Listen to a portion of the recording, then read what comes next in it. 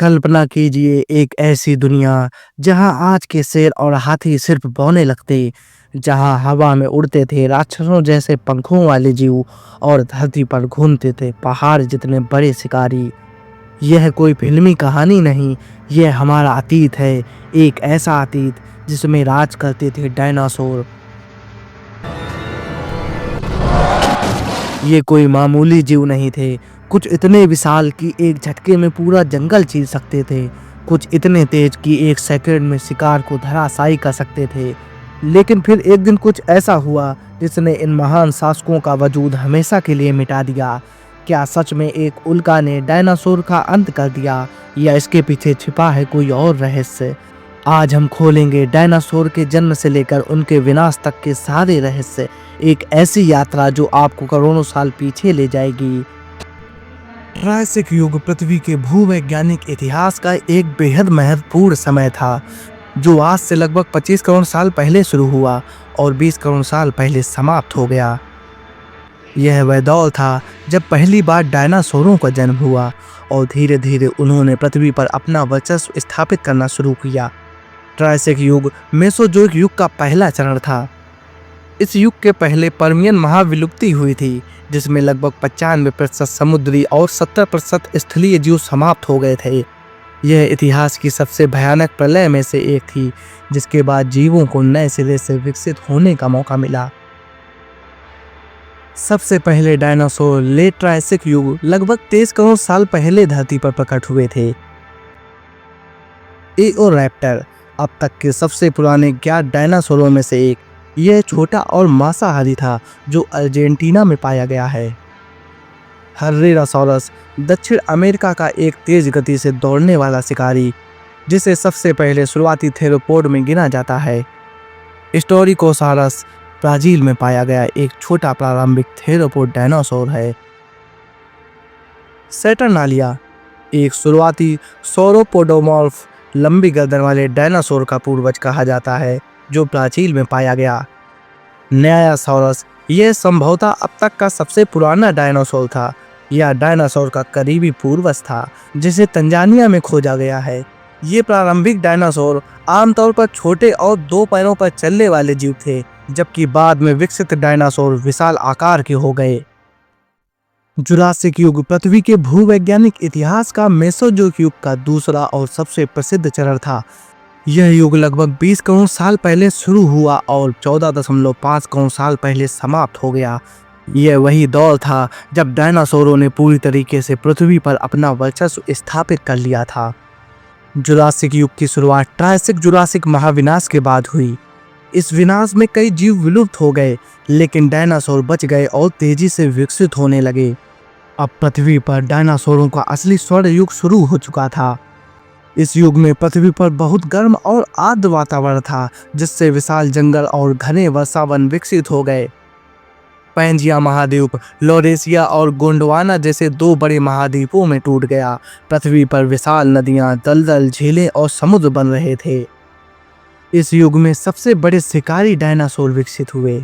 शाकाहारी डायनासोर पृथ्वी पर पाए जाने वाले सबसे बड़े, भारी और शांत जीव थे। ये विशाल घास के मैदानों, जंगलों और दलदलों में रहते थे। अपनी लंबी गर्दन, विशाल शरीर और अनोखी दांत संरचना के कारण जाने जाते थे। इनका भोजन पत्तियां, टहनियां, झाड़ियां, फर्न, कोनीफर और अन्य पेड़ पौधे थे। कुछ शाकाहारी डायनासोर बहुत ऊंचाई तक पेड़ों से पत्तियां खाने में सक्षम थे, जबकि कुछ जमीन के करीब झाड़ियों से भोजन करते थे। इनके दांत चौड़े और चपटे होते थे। इनका शरीर इतना विशाल था कि शिकारी डायनासोर भी इन्हें आसानी से शिकार नहीं बना सकते थे। कुछ शाकाहारी डायनासोरों के पास कठोर सींग, प्लेट्स और पूंछ के हथियार होते थे, जिससे वे मांसाहारी शिकारियों से अपनी रक्षा कर सकते थे। अर्जेंटिनोसॉरस अब तक का सबसे बड़ा ज्ञात डायनासोर लगभग 100 टन वजन का था।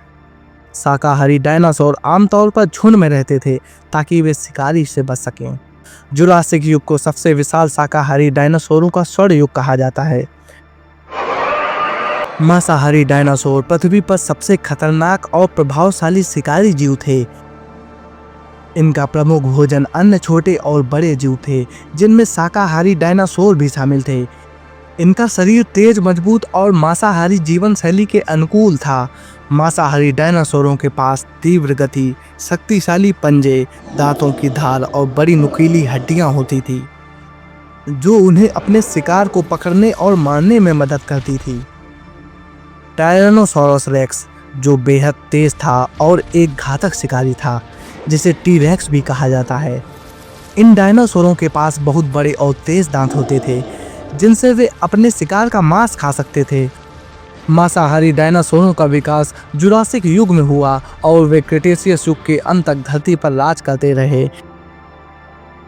डायनासोरों के बीच संघर्ष एक रोमांचक और खतरनाक प्रक्रिया थी, जिसमें विभिन्न प्रकार के डायनासोर अपने खाने की जगह, सुरक्षा और प्रभुत्व को लेकर लड़ते थे। कुछ डायनासोर अपनी ताकत और आकार के कारण डराने वाले होते थे, जबकि अन्य अपनी चतुराई, संगठित हमला करने की रणनीति या तेज दौड़ के कारण खतरा बन जाते थे। डायनासोरों के बीच सबसे सामान्य संघर्ष मांसाहारी डायनासोरों और शाकाहारी डायनासोरों के बीच हुआ करता था। शाकाहारी डायनासोर अपने विशाल आकार और रक्षात्मक शक्तियों के कारण अपनी रक्षा करते थे, जबकि मांसाहारी डायनासोर अपने तेज पंजों और शिकार करने की विशेषताओं के साथ हमला करते थे। मांसाहारी डायनासोर जैसे टी-रेक्स, स्पिनोसॉरस, एल्गोरोसॉरस शिकार के लिए शाकाहारी डायनासोरों का पीछा करते थे। ये डायनासोर अपनी तेज गति, बड़े पंजे और तेज दांत के साथ अपने शिकार को घायल कर लेते थे। शाकाहारी डायनासोरों जैसे ब्रैकियोसॉरस और स्टेगोसॉरस के पास बड़ी शारीरिक संरचनाएं और प्राकृतिक रक्षात्मक तंत्र होते थे। स्टेगोसॉरस के शरीर पर सख्त प्लेट्स और नुकीली पूंछ होती थी, जिससे मांसाहारी से बचने के लिए इस्तेमाल करता था। डायनासोरों के ये संघर्ष आज भी हमें यह सिखाते हैं कि प्रकृति में जीवों के अस्तित्व की जंग हमेशा चलती रहेगी और हर जीव को अपनी जगह बनाने के लिए संघर्ष करना पड़ता है। डायनासोरों का अंत लगभग 66 मिलियन साल पहले हुआ, जब वे अचानक पूरी दुनिया से गायब हो गए। यह घटना क्रिटेशियस युग के अंत में घटी और इसे क्रिटेशियस पेलियोगोन एक्सटिंक्शन इवेंट के नाम से जाना जाता है। इस घटना के कारणों के बारे में वैज्ञानिकों के बीच कई सिद्धांत हैं। वैज्ञानिकों का मानना है कि लगभग 66 मिलियन साल पहले एक विशाल उल्कापिंड पृथ्वी से टकराया। यह उल्कापिंड लगभग 10 से 15 किलोमीटर व्यास का था और इसके टकराने से पृथ्वी पर एक भयंकर सुनामी, आग और धूल का बादल फैल गया। इस टकराव से आग की लपटें फैलने के साथ ही धरती पर गर्मी का स्तर बढ़ गया। इसके साथ ही वातावरण में भारी मात्रा में धूल और स्मोक फैल गया, जिससे सूर्य की रोशनी धरती तक नहीं पहुंच पाई।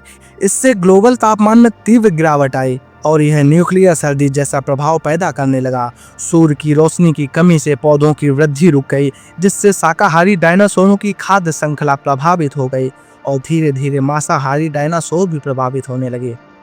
इस प्राकृतिक आपदा ने मौसम में भारी बदलाव किया, जिससे मानसून और वातावरण अस्थिर हो गए। कई महीनों तक सूर्य की रोशनी का अभाव रहा, जिससे पौधों की फोटोसिंथेसिस रुक गई और ऑक्सीजन का स्तर बिगड़ने लगा। इसके अलावा वातावरण में भारी मात्रा में कार्बन डाइऑक्साइड और गैसों का उत्सर्जन हुआ, जिससे वैश्विक तापमान में असमान वृद्धि और जलवायु परिवर्तन हो गया। पृथ्वी के विभिन्न हिस्सों में समुद्र का स्तर अचानक बढ़ा। यह जलवायु परिवर्तन और ज्वालामुखीय गतिविधियों के कारण हो सकता था। समुद्र के बढ़ते स्तर ने तटीय क्षेत्रों में रहने वाले जीवों को प्रभावित किया और खाद्य स्रोतों का भी संकट उत्पन्न कर दिया। जब पर्यावरण में इतनी अस्थिरता आई, तो इसने डायनासोरों की प्रजातियों को जीवित रहने के लिए संघर्ष करने पर मजबूर कर दिया। डायनासोरों का अंत एक विशाल और अचानक बदलाव के कारण हुआ। आज हमने डायनासोरों की अद्भुत दुनिया में एक यात्रा की। उनके विशाल आकार, उनकी विविधता, उनके संघर्ष और उनके अंत की कहानी ने हमें पृथ्वी के इतिहास के एक महत्वपूर्ण अध्याय से परिचित कराया। डायनासोरों ने लाखों सालों तक पृथ्वी पर राज किया, लेकिन उनके बाद की दुनिया ने इंसान के विकास की नई राह खोली। अगर आपको ये जानकारी पसंद आई हो तो इस वीडियो को लाइक और शेयर जरूर करें। साथ ही हमारे चैनल को सब्सक्राइब करें ताकि आप और भी ऐसे दिलचस्प विषयों पर जानकारी पा सकें। हमें कमेंट में बताइए कि आपको डायनासोरों के बारे में सबसे ज़्यादा क्या जानने में रुचि थी। आपका समर्थन ही हमारे लिए प्रेरणा है। अगले वीडियो में फिर मिलेंगे। तब तक के लिए अपने विचारों और ज्ञान को साझा करते रहिए, क्योंकि इतिहास कभी खत्म नहीं होता। धन्यवाद और देखिए इतिहास की और भी रहस्यमय कहानियाँ। तब तक के लिए जय हिंद।